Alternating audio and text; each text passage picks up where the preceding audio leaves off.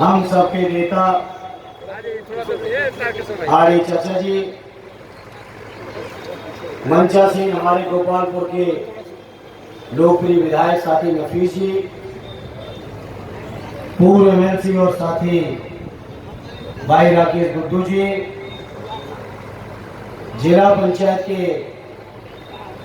हमारे पूर्व मेंबर आदरणीय जीत बहादुर जी, संचालन कर रहे पार्टी के संस्थापना से लेके आज तक के लगातार अध्यक्ष, संस्थापक अध्यक्ष आज डॉक्टर हरिराम जी, जिला पंचायत मेंबर आर्य शीला जी, आर्य शरद विजय जी, आर्य सीताराम गुड्डू जी, आर्य आरिफ भाई, बीएन विश्वकर्मा जी, आर्य तारकिशोर तिवारी जी, आर्य राधेश्याम सैनी जी, आर्य चंद्रप्रकाश धोनी जी, आर्य संजय यादव जी और यहाँ अतिथि के तौर पर उपस्थित हमारे गुरुदेव विधायक आर्य राम तिवारी जी, शानदार सभा में आए उपस्थित मेरे क्षेत्र के सम्मानित बुजुर्गों, नौजवान साथियों, सबसे पहले श्रद्धेय नेताजी की शानदार कर्मभूमि पर आर्य चाचा जी का मैं हृदय से आभार व्यक्त करता हूँ, स्वागत करता हूँ, अभिनंदन करता हूँ। हालांकि इस दिवाली के इलाके से मुझसे भी ज्यादा आर्य चाचा जी बाकी हैं, क्योंकि उत्तर प्रदेश के सिंचाई मंत्री रहते हुए इस दीवारा की कटान के लिए जो कुछ भी प्रस्ताव समय लोगों ने दिए, चाचा जी का भी बहुत बड़ा योगदान इस इलाके के विकास में है और इसलिए आज इस मौके पर मैं उनका बहुत काम हुआ अपनी समाजवादी सरकार में, वही मैं आज इस मौके पर आर्य चाचा जी आपसे भी कह रहा हूं और माननीय राष्ट्रीय अध्यक्ष जी आएंगे उनसे भी अनुरोध करूंगा। अभी हम लोगों ने बहुत समस्याएं यहाँ की खत्म की हैं, लेकिन अभी दीवारा की अभी और समस्याएं भी खत्म करनी है, उसके लिए भी आपके आशीर्वाद की और मदद की जरूरत पड़ेगी। बिना आपके और राष्ट्रीय अध्यक्ष जी के सहयोग और आशीर्वाद के दीवारा के लोगों को जो जीवन चाहिए अभी उस जीवन तक पहुंचाने में हम लोगों को बहुत मेहनत करनी है, क्योंकि 7 साल से बीजेपी की सरकार ने पूरे आजमगढ़ की जितनी विकास, तरक्की, खुशहाली के योजनाएं बनाई थी माननीय अखिलेश यादव जी ने, उन सारी योजनाओं को बीजेपी के लोगों ने रोकने का काम किया है। जो पुल उस समय बन गए थे 2017 तक, उस पुल के बनने के बाद अगर उसमें कहीं एक ईंट का भी काम अधूरा था तो पूरा का पूरा काम अभी तक अधूरा पड़ा है। बीजेपी के लोगों ने देवारा और आजमगढ़ का विकास रोकने का काम किया है। इसलिए आज देवारा की सरजमी, जिस सरजमी के बारे में मैं इलाहाबाद विश्वविद्यालय में जब पढ़ता था, आपके इस इलाके के हजारों नौजवान जो उस समय हमारे साथ पढ़ते थे, उन नौजवानों के माध्यम से जब हमने इस इलाके के बारे में जानकारी ली थी तो मैं जानता हूं, मुझे एहसास है इस दीवारा के इलाके के लोगों ने श्रद्धेय नेताजी के अलावा किसी दूसरे का घर कभी देखा नहीं है। ऐसे हमारे शानदार लोग, ऐसे शानदार लोगों के बीच जहां श्रद्धेय नेताजी सांसद रहे हो, आर्य राष्ट्रीय अध्यक्ष जी सांसद रहे हो, स्वर्गीय चंद्रजीत जी सांसद रहे हो, स्वर्गीय रामनरेश जी सांसद रहे हो, हमारे क्रांतिकारी नेता रमाकांत जी सांसद रहे हो, ऐसे क्षेत्र के लोगों के बीच जब मुझे चुनाव लड़ने का मौका मिला है तो मैं अपने आप को बहुत सौभाग्यशाली मानता हूं। मेरे देवार के साथ जहां मैं अपने आप को सौभाग्यशाली समझता हूं, वहीं मैं इस मौके पर कहना चाहता हूं, एक बहुत बड़ी जिम्मेदारी पार्टी के लोगों ने, आजमगढ़ के लोगों ने कहीं न कहीं इस गौरवशाली, जो शानदार हमारा गौरवशाली आजमगढ़ की सांसदी का पद है, उस पद के लिए अगर पार्टी ने और आजमगढ़ के लोगों ने मुझे चुना है तो मेरे ऊपर बहुत बड़ी जिम्मेदारी भी पड़ी है। इसमें दीवारा वालों, आपको ये भरोसा और विश्वास दिलाना चाहता हूं, जो रिश्ते श्रद्धेय नेताजी ने आपसे बनाए, नफीस भाई कह रहे थे श्रद्धेय नेताजी ने इस इलाके को अपनी धड़कन समझा है, तो मैं भी इस मौके पर कहना चाहता हूं, जो इलाका श्रद्धेय नेताजी की धड़कन हो, जो इलाका आदरणीय अखिलेश यादव जी का दूसरा घर हो, उस इलाके की लोगों की सेवा करना मेरे लिए न केवल सौभाग्य का विषय है, बल्कि मेरे लिए बहुत बड़ी जिम्मेदारी का भी विषय है। मैं आज इस मौके पर कहना चाहता हूं मेरे साथियों, मेरी जितनी भी क्षमता है, जो मार्गदर्शन मुझे अपने बड़ों से मिला है, जो कुछ भी सीखने को मिला है, मैनपुरी के लोगों के बीच, बदायूं के लोगों के बीच जो कुछ भी मैं सीख पाया हूँ, मैं अपने देवारा और आजमगढ़ के लोगों आपको यकीन और विश्वास दिलाता हूँ, अपनी संपूर्ण क्षमता से आपकी बेहतर से बेहतर सेवा करने में अपनी ओर से कोई कसर नहीं रखूंगा। ये मैं अपने सभी साथियों को, जहां मैं आपकी सेवा करने में मुझे कसर नहीं करनी है, वही मेरे ऊपर बड़ी जिम्मेदारी है। सदैव नेताजी के जो भावनात्मक रिश्ते हैं, उन रिश्तों को आगे चलाने की जिम्मेदारी पार्टी और राष्ट्रीय अध्यक्ष ने डाली है। जब ये जिम्मेदारी मेरे ऊपर आई है, तो मेरे द्वारा आजमगढ़ के, गोपालपुर के लोगों, महाराजगंज के लोगों, मैं आपको यकीन और भरोसा दिलाता हूँ, आपके साथ और रिश्तों को, जज्बातों को आगे बढ़ाने में आपका ये बेटा और भाई कभी पीछे हटने वाला नहीं है। ये मैं सभी साथियों को विश्वास दिलाना चाहता हूँ। आपकी सेवा करना मैं, मेरे लिए जैसे कोई मंदिर में कोई पुजारी अपने ईश्वर की सेवा करता है, उसी तरह से आजमगढ़ के लोगों की सेवा करने का मैं ग्रहण करता हूं। साथियों, जहां आजमगढ़ के लोगों की सेवा करनी है, वही मुझे एहसास है आजमगढ़ का सांसद का पद कोई मामूली पद नहीं है। आजमगढ़ के लोगों का संसद के अंदर कोई मामूली इतिहास नहीं है। मैं आज आजमगढ़ के लोग आपको भरोसा दिलाता हूँ, मैं अपने बड़े नेताओं से बहुत छोटा हूँ, उम्र में छोटा हूँ, अनुभव में छोटा हूँ, कद में छोटा हूँ, लेकिन मैं इस मौके पर अपने साथियों को ये भरोसा दिलाता हूँ कि लोकसभा के अंदर आपकी आवाज को कभी कमजोर नहीं पड़ने दूंगा।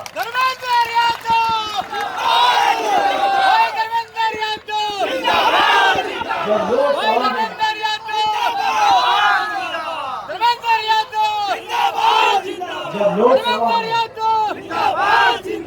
आजमगढ़ के लोग आपके प्रतिनिधि के तौर पे बैठेगा, तो कहीं ना कहीं नेताजी के दिए हुए मार्गदर्शन में मुझे याद रहेगा। मुझे याद रहेगा इस बात को भी कि नेताजी ने किस तरह किसानों की लड़ाई लड़ी है, नेताजी ने किस तरह नौजवानों की लड़ाई लड़ी है, नेताजी ने किस तरह बेरोजगारों की लड़ाई लड़ी है, महिलाओं की लड़ाई लड़ी है, आरक्षण की लड़ाई लड़ी है, पिछड़ों की लड़ाई लड़ी है, दलितों की लड़ाई लड़ी है, हमारे मुसलमान भाइयों की लड़ाई लड़ी है। मैं आज इस मौके पर कहना चाहता हूँ, लोकसभा में अपने नेता अखिलेश यादव जी के नेतृत्व में उस लड़ाई को बहुत मजबूती के साथ लड़ने का काम करूंगा। ये मैं अपने दीवारा के भाइयों आपको विश्वास और भरोसा दिलाता हूँ।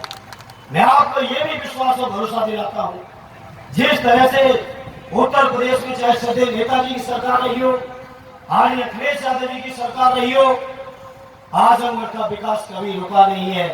और जैसा देश का मूड बन रहा है, देश का माहौल बन रहा है, दिल्ली की सरकार तो 4 तारीख को पलटने जा रही है और दिल्ली की सरकार हमारे अखिलेश यादव जी जैसी चाहेंगे वैसी सरकार दिल्ली की बनेगी। मैं आज इस मौके पर मुझे यकीन है। और जब हमारे अखिलेश यादव जी की चाहत की सरकार होगी, उनकी चाहत के प्रधानमंत्री होंगे, तो मैं इतना भरोसा दिलाता हूं अपने आजमगढ़ के लोगों, सदैव नेताजी और अखिलेश यादव जी का वास्ता देके दिल्ली के सरकार के खजाने का मुंह अपने आजमगढ़ की ओर मोड़ के दिखाऊंगा। ये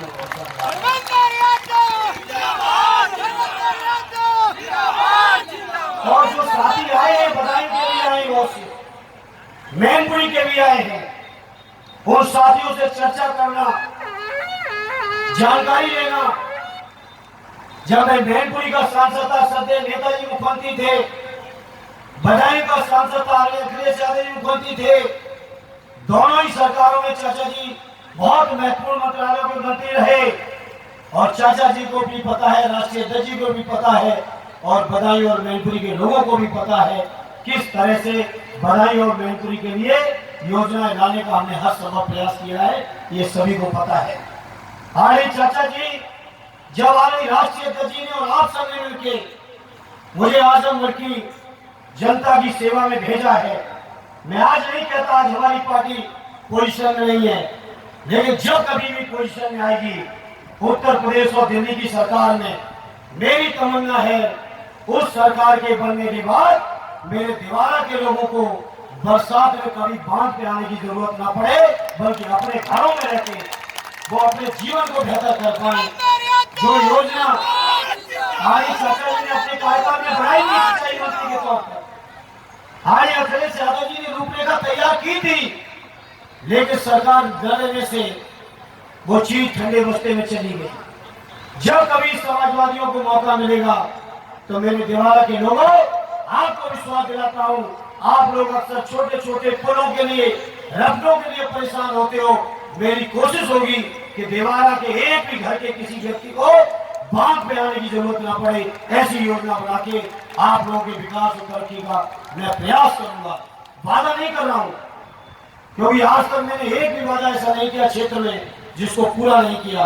इसे मैं फिर से दोहराता हूं, वादा नहीं करूंगा, लेकिन अपनी पूरी ताकत लगा के आप लोगों के लिए बेहतर जीवन हो सके, ये मेरा हर समय प्रयास होगा। ये अपने सभी साथियों को विश्वास और भरोसा दिलाते हुए एक बार फिर आर्य चाचा जी का स्वागत और सम्मान करते हुए अपनी बात को विराम देता हूं। जय हिंद, जय भारत।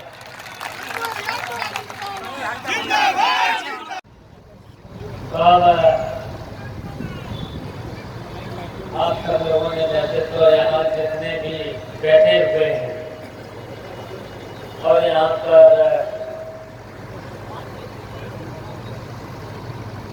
राजलाल यादव,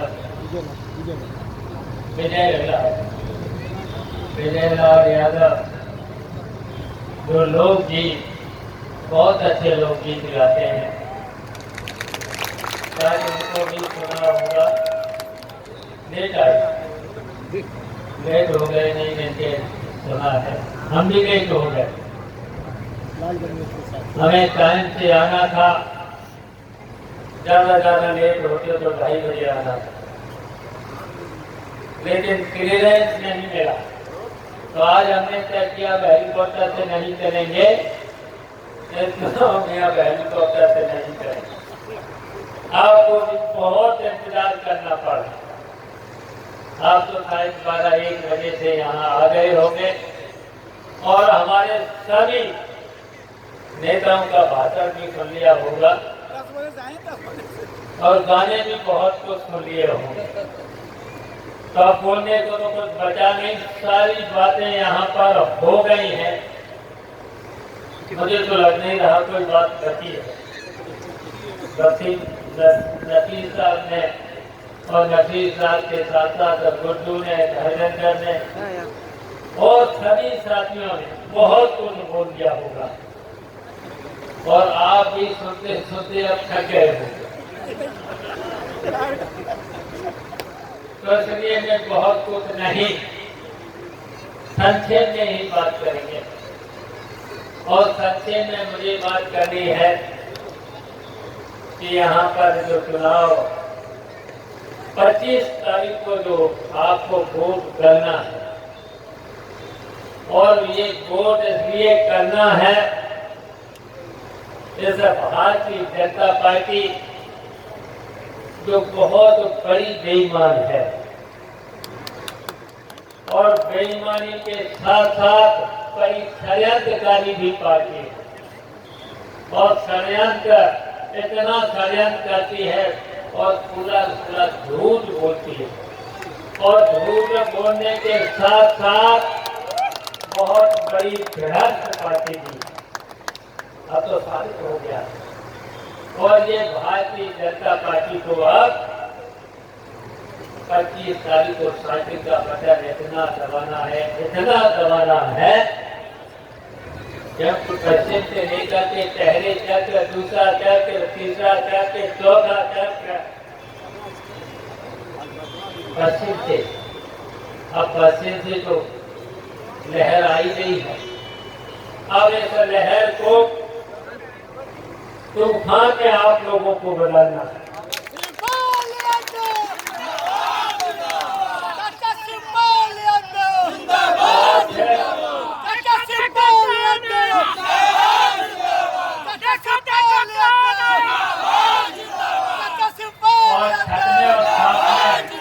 और जैसे छठमा सातवा राम आएगा तो सुनामी से सुनामी की आ जाएगी। तो इसलिए भारतीय जनता पार्टी कितने वादे किए थे, कभी कभी याद कर लिया करो। और कितना परेशान किया है सर, किसान से लेकर गरीब से लेकर के मेहनत मजदूरी करने से लेकर अल्पसंख्यक मुसलमान भाइयों से लेकर के, और कितना झूठ बोला है। याद करो, नोटबंदी की शुरू कर दिया बेईमान सरकार ने, और इन्होंने नोटबंदी के समय भी कितनी बेईमानी करी। 500 का नोट और 1000 का नोट जब वसूला था, 3 साल लगातार वो नोट बनाते रहे। उसमें भारतीय जनता पार्टी के लोग उसमें कितना पैसा कमाते हैं। तो ये भारतीय जनता पार्टी का चैलेंज, और कितने ईमानदार बनते हैं। अब तो बहुत पूरी खुली है। और जब कोरोना आया था, तो इनको दवाइयां सस्ती करना चाहिए, ऑक्सीजन का प्रबंध करना चाहिए था। और उसमें भी इन्होंने बताइए, उसमें भी कितनी महंगी दवाएं और कितनी ब्लैक भी दवाइयां बिकी थी, और कितने लोग इस दुनिया से पूर्ण दवा मिलने के कारण इस दुनिया से चले गए। कितने घर बर्बाद हो गए। 1 बार नहीं, 2 बार, 3 बार। और फिर जो वैक्सीनेशन हुआ था, जो इंजेक्शन लगवाया था, वैक्सीनेशन इंजेक्शन लगाया था, वैक्सीन, और उसमें भी 300 करोड़ रुपया का कमीशन। बताओ, लोगों की जान जा रही थी, ये कमीशन ले रहे थे। जबकि दवा सस्ती देना चाहिए था, अगर लगाना ही था तो फ्री लगाना चाहिए था, फ्री लगाना चाहिए। उसमें भी तो 500 रुपए, 700 रुपए, और एक इंजेक्शन आता था रेमडेसिविर। बताओ, रेमडेसिविर कितने में टोटल में रुपया दिया? 1200 की कीमत थी। 1200 से लेके 25,000, 50,000, यहाँ तक कि 1 लाख का वो इंजेक्शन देता, नहीं दे पाई सरकार। और खाली और देश के प्रधानमंत्री खाली बजवा रहे थे, और क्या बजा रहे थे?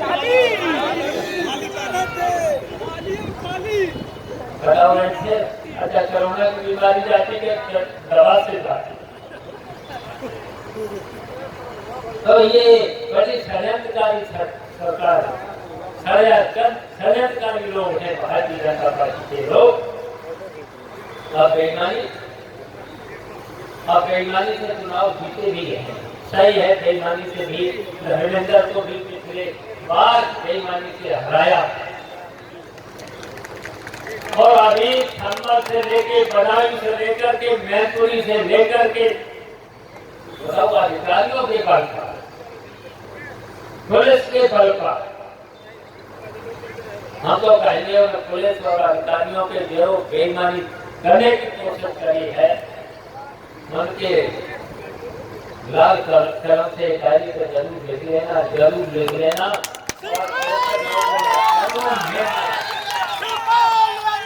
और इसलिए हम बताना चाहते हैं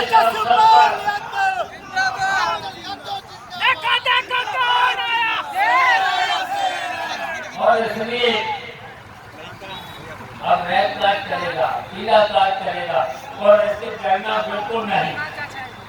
चाहे कोई कार्ड चलाएं, कुछ भी करें, लेकिन मैं आपसे कहना चाहते हैं, कोई भी पुलिस वाला, कोई भी अधिकारी, अब अधिकारियों ने, मैंने तो यही पर सुना है, अधिकारियों ने जो हमारे बूथ प्रभारी हैं, जो हमारे जिम्मेदार लोग हैं, ब्लॉक प्रमुख हैं, डीडीसी है, प्रधान है, उनको धमकियां भी दी हैं, पैसा जमा कराने, धमकियां भी दी।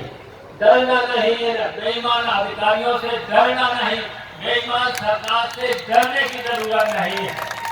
और ये अगर पुलिस वाले कोई भी अधिकारी अगर थाने या कहीं पर बुलाए, उनके बुलावे पर भी जाना नहीं। 25 तारीख तक और मिलना भी नहीं इनसे और जाना भी नहीं है अधिकारियों से। कहिए 25 के बाद बुलाना तो आ जाए और 4 के बाद तो सीधे सीधे आ जाए।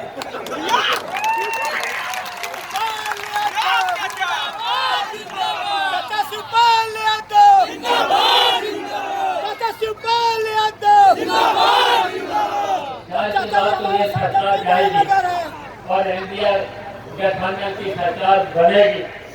यहाँ पर कांग्रेस के भी पदाधिकारी हैं, उनको न तो भी बोलने का मौका मिला होगा। जितने भी इंडिया गठबंधन के जितने भी साथी हैं, सब लोग मेहनत भी कर रहे हैं और ऐसा बेईमान षड्यंत्रकारी सरकार को हटाना भी है और हट जाएगी, हटाएगी भी है बेईमान सरकार। इसलिए हम आप सब लोगों से अब याद बहुत सी बातें हैं, बहुत सी बातें हैं। जैसे षड्यंत्रकारी सरकार बताओ, इन्होंने बातें तो बहुत की है, कितना झूठ बोला। इन्होंने कहा था कि किसानों की आय हम दोगुनी करेंगे, कहा था। इन्होंने कहा था कि हम सस्ती बिजली 24 घंटे देंगे और आज कितने घंटे देंगे? चुनाव में तो अब दी होगी कुछ, और चुनाव से पहले कितने घंटे आती थी? हम तो घूमे हैं, गांव में घूमे हैं, बधाइयों में भी घूमे हैं। चुनाव से पहले वहाँ तो 6 घंटे 8 घंटे से ज्यादा किसी भी गांव में नहीं आती।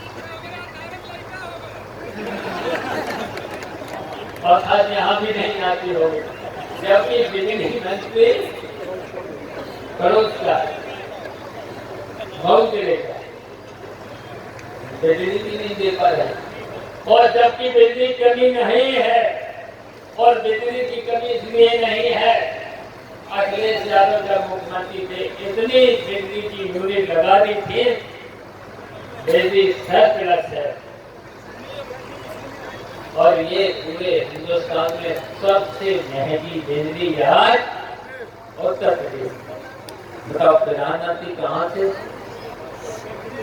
उत्तर प्रदेश से, बनारस। और सबसे महंगी बिजली उत्तर प्रदेश ये है। और महंगाई, बेरोजगारी, भ्रष्टाचार चरम सीमा। बेरोजगारी के शिकार तो लगते हैं, छात्र हैं, नौजवान हैं, कितने शिकार हैं। उन्होंने वादा किया था हर वर्ष 100 करोड़ नौजवानों को, छात्रों को जो बेरोजगार हैं, हम उन्हें नौकरी दें। हम पूछना चाहते हैं यहाँ जितने लोग बैठे हैं, बताओ किसी के परिवार में उन्होंने नौकरी दी? और नौकरी दे लायक है, नौकरी कौन सी नौकरी दे रहा है? संविदा। और संविदा को कितना वेतन मिलता है? 8 से 10 हजार। अब सोच, उसमें तो और भी कम मिलता है। और सोच 8,000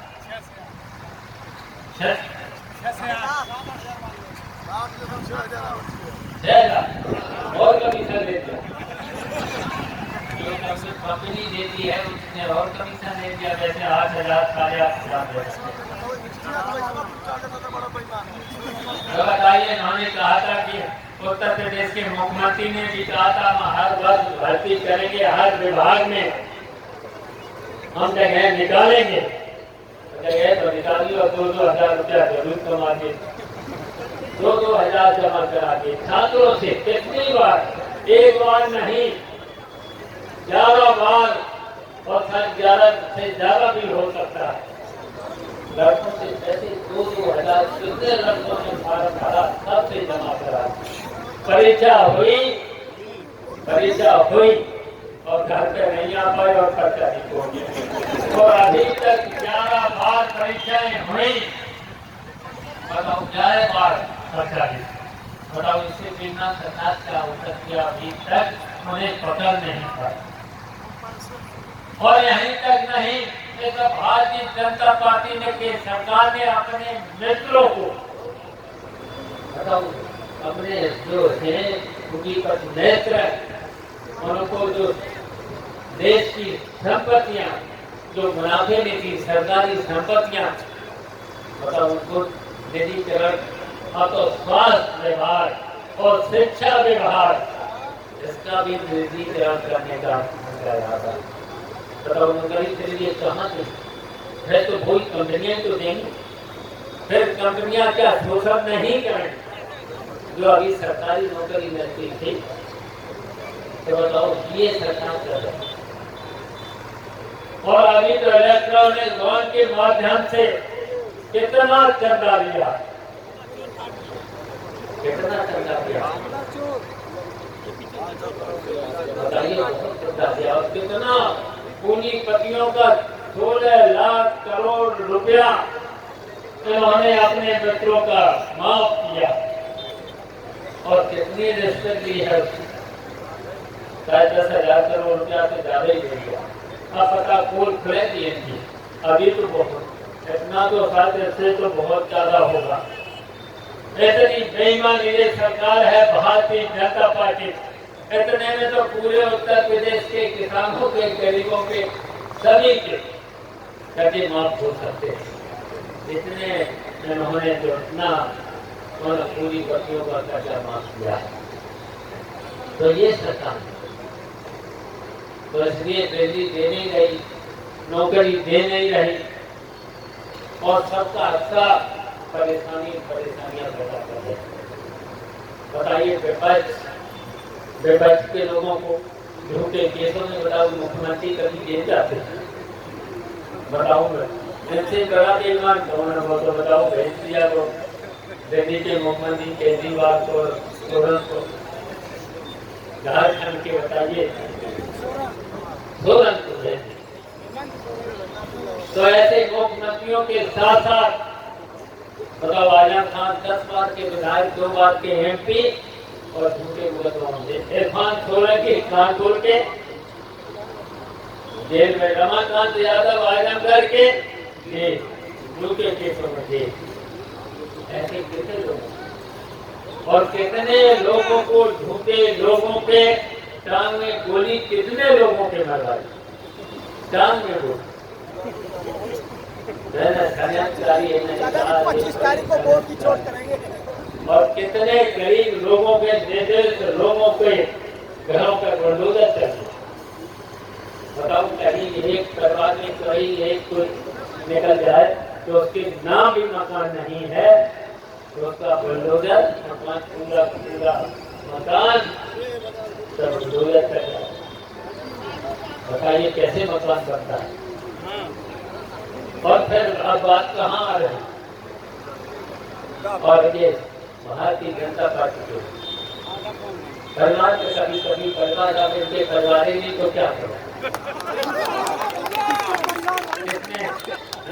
क्यों नहीं परिवार बताए, बताना चाहिए सब परिवार। और ये देखिए जितना ही हमारे परिवार की बुराई करेंगे उतना ही हमारा परिवार जीत के आएगा। बता लेना, बताओ हरा पाओ, सब जीतेंगे, देखना सब जीतेंगे। धर्मेंद्र जीतेगा, आदित्य भी जीतेगा, अक्षय भी जीतेगा, अखिलेश भी जीतेंगे, डिम्पल भी जीतेंगे। अब इनके परिवार नहीं बताओ, जिसके परिवार ने तो दूसरे परिवारों की परेशानियां क्या समझे, परिवार कैसे करते, परिवार कैसे करते इनके तो ये समझते नहीं। तो ये तो है, तो इसलिए हम कहना चाहते हैं हमारा परिवार तो सेवक है, और फिर जनता जिताती है, जनता की हम लोग सेवा करते हैं, और लगातार हमका सेवा विधायक हो चुके, 2 बार मंत्री हो चुके, पार्टी के सब पद रह चुके हैं, नेता विरोधी दल से लेकर के बताओ अध्यक्ष से लेकर के सब कुछ रह चुके, बताइए रह चुके। तो जनता चाहती है, जनता जिताती है, तो इसलिए हम कहना चाहते हैं कि भारतीय जनता पार्टी के लोग, भारतीय जनता पार्टी के लोग बड़े षड्यंत्रकारी, बेईमान हैं, भ्रष्ट हैं, और इनको अब हरा देना है। वैसे तो समय हो ही रहा है भारतीय जनता पार्टी का और इंडिया गठबंधन आपकी सरकार बनाने वाले। जब सरकार बनेगी नौकरी भी देंगे, छात्र नौजवानों को नौकरी भी देंगे और जो हमारे बूढ़े लोग हैं, किसान हैं, गरीब हैं, इनकी बुढ़ापे का जो पेंशन थी वो भी खत्म हो। बताइए बुढ़ापे का सारा क्या रहता है ये, जब बुढ़ापे पर काम नहीं कर पाते, बूढ़े हो जाते हैं तो परेशानियां होती हैं, बीमारियां होती हैं, तो पेंशन दी को भी खत्म हो। और हम आप सब लोगों से इसलिए कहना चाहते हैं, यहाँ के बाद जाने के बाद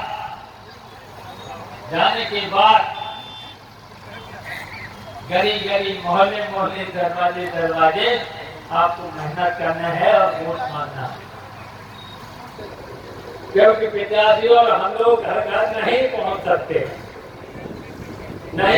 सकते, इसलिए आप सब लोगों की जितने यहाँ पर बैठे हैं, सब लोग घर घर गली गली मोहल्ले मोहल्ले नगर नगर सब लोग अब वोट जरूर मांगे हैं। हाँ, साइकिल के लिए वोट जरूर मांगे। बताइए मांगोगे? हाथ उठा करके बताओ मांगोगे? बताओ जब मांगोगे तो फिर जनता को देने के लिए तैयार। आपकी जिम्मेदारी है, सब लोगों की जिम्मेदारी है वोट मांग लेना। और जब वोट मांग लो, ये सरकार चली जाएगी, तब कहीं पर भी आपकी बात किसान से लेके गरीब से लेकर के छोटर भाइयों से लेकर के जितने काम रुके हैं, वैसे तो देखिए ये बंदे पर हमने कितने वोट स्कूल बना दिए थे, कितने नफीस कितने बना दिए, 5 से 10।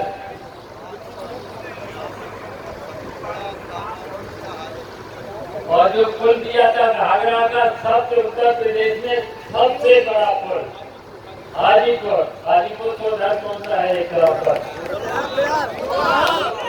गोला, हाजीपुर से गोला। बताओ उसमें दिया था, 7 साल हो गए,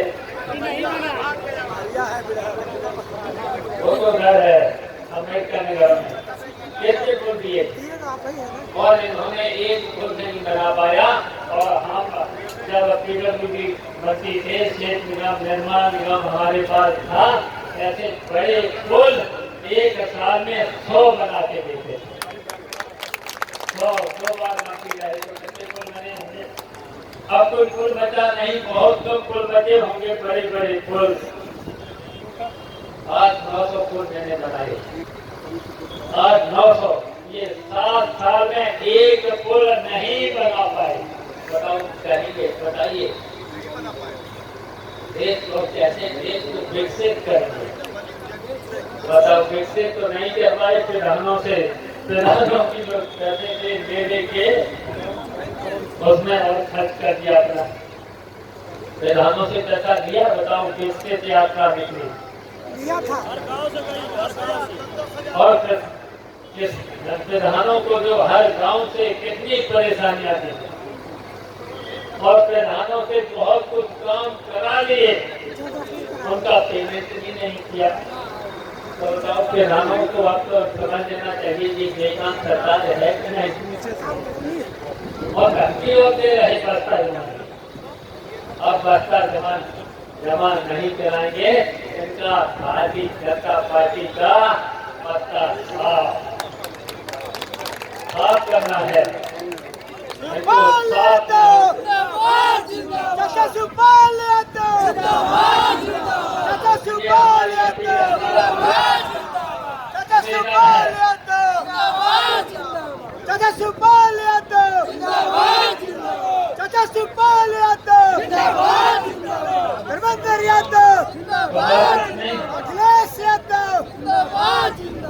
नहीं हम कहना चाहते अपने जितने भी वरिष्ठ नेता यहाँ बैठे हैं, सब लोगों को भी नवीन बैठे हैं, ये हमारे साथ अभी हैं, हमारे साथ हैं, विधायक हैं, हमारे साथी हैं, हमारे बेटे के समान है, यंग है, नौजवान है।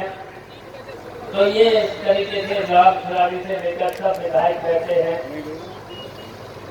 गुड्डू बैठे हैं, समा सभी बैठी हैं, नसीब जी की पत्नी अजय जी बैठे हैं, संस्थापक हैं, कम्युनिस्ट पार्टी बनी करके अध्यक्ष हैं और तमाम लोग हैं यहाँ पर, जितने भी लोग बैठे हैं सब लोग बैठ करके यहाँ जैसे गोपालपुर विधानसभा को पहले से हमेशा बहुत ज्यादा वोटों से जिताती है और आपकी बात इतने वोटों से जिताना है, इतने वोटों से जिताना भारतीय जनता पार्टी की जमानत प्राप्त कराओगे। हाथ उठाकर बोलो, भारतीय जनता पार्टी की जमानत प्राप्त कराओगे। धर्मेंद्र भैया जिंदाबाद, अखिलेश यादव जिंदाबाद। तो बताओ आज की बात घर घर जाओगे हाथ उठा करके?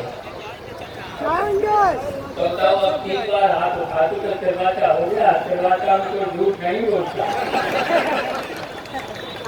तो हमें भरोसा हो गया है कि सब लोग 25 तारीख को साइकिल का बटन दबा देंगे और धर्मेंद्र यादव की सबसे बड़ी जीत करा देना। धन्यवाद। धर्मेंद्र यादव जिंदाबाद।